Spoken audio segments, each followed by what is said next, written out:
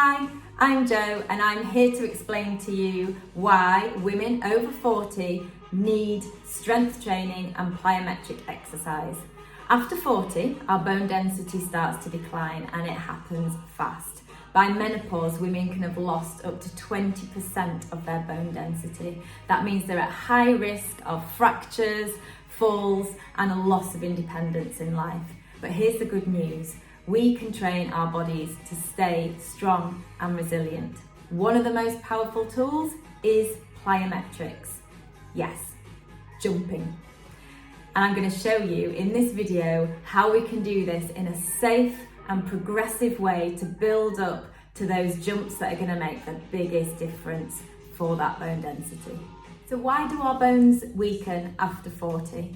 Well, because of the menopause. Our estrogen drops and we have a decrease in bone density. Muscle mass loss also accelerates that loss of bone density. And that use it or lose it approach applies to bone density too. There is a mass of information out there now, research done purely on women's bodies by women scientists. You may have heard of people like Dr. Stacey Sims, you may have heard of Dr. Vonda Wright. They are out there trying to spread this message everywhere now. And this is plyometrics and strength training. This is what's going to increase that muscle mass and that bone density that we so desperately need to keep independent in later life. So static stretching alone is not going to do the job. We need to be adding load. We need to be making the muscles pull at the bones to increase that bone density. And you need to be creating impact. So that's where the jumping comes in. And that's what's going to tell your bones we need to get stronger. Why does it matter? We need strong bones to reduce the risk of osteoporosis, osteopenia.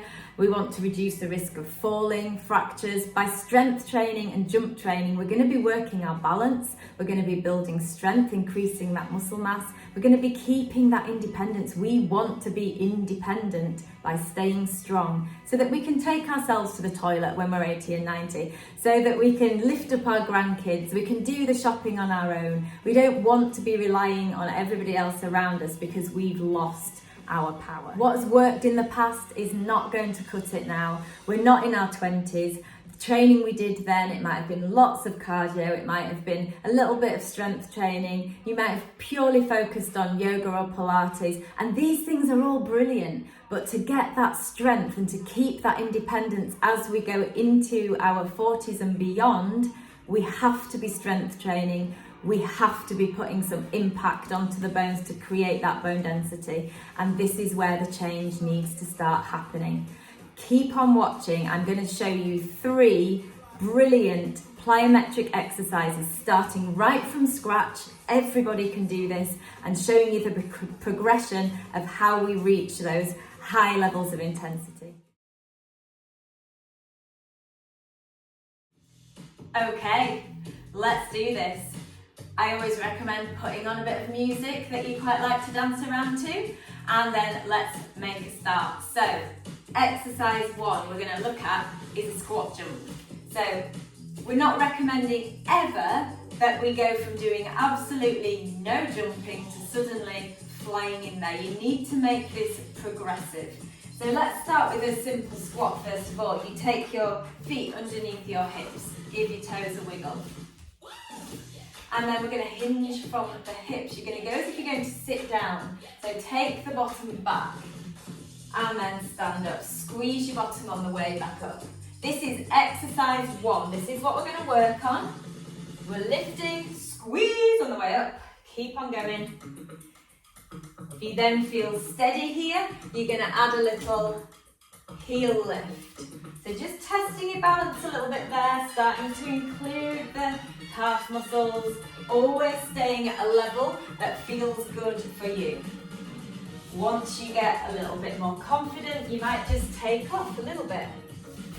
Keep it nice and steady. Push off the toes, we land and we squat again.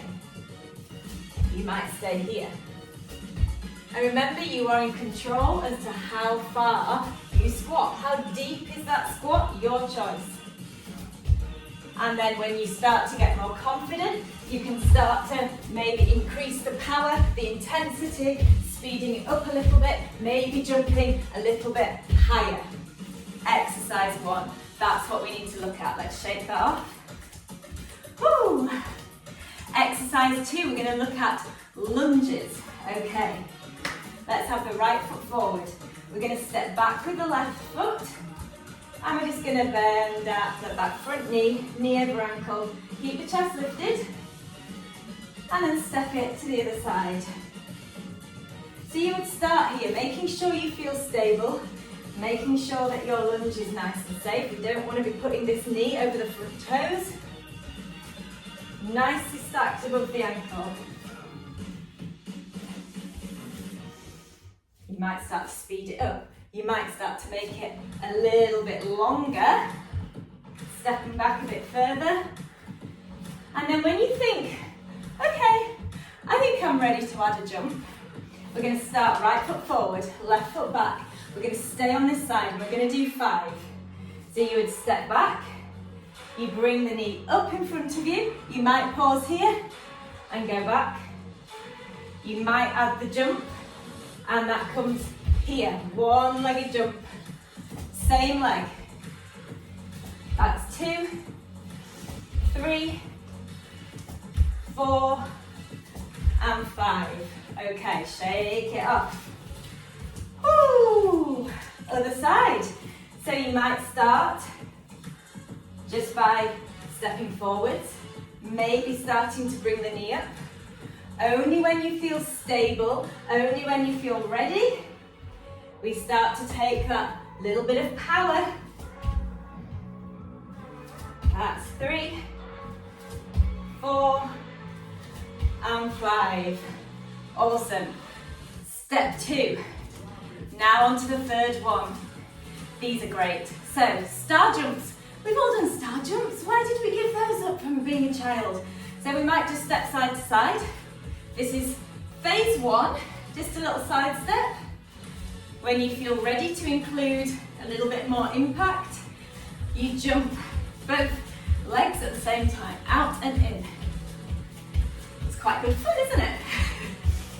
And this is brilliant.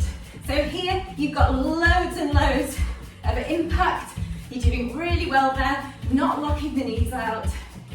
If you want to increase the intensity and turn what's quite fun into something incredibly challenging, then you can squat down and power star, like so. So it's a squat and then a jump and a kick out to the side. That's far more advanced. We can stay here. You might even want to just do a couple of these and then leave it at that. Let's shake it out. There are your 3 exercises to get you started. What else could you be doing? Let's do this just to cool down a bit.